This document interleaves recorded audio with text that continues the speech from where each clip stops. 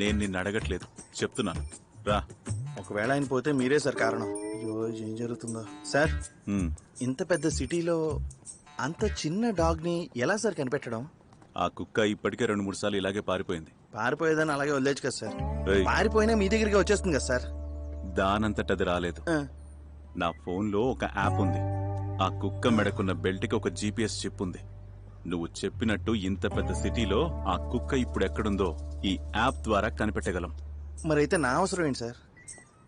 నా కుక్కని ఇంకో కుక్క ఎత్తుకుపోయాడు కదా, వాణ్ణి కనిపెట్టడానికే నువ్వు. వెంకట్, నా కోసం ప్రాణం ఇస్తాను కదరా. ఇచ్చేసే టైం వచ్చేసింది అనుకుంటారా? ఏంటి, ఏం చూస్తున్నావు? అది కడుపులో ఒకలా ఉంది, ఇప్పుడు వెళ్ళొచ్చేస్తాను సార్. నీకు నాకు అసలు సంబంధమే లేదు. ఆ మురుగుని గాడిని నేను దొంగలించి తీసుకొచ్చాడు. నన్నేం చెప్పు, ఏంటి కింద చెప్తున్నావు?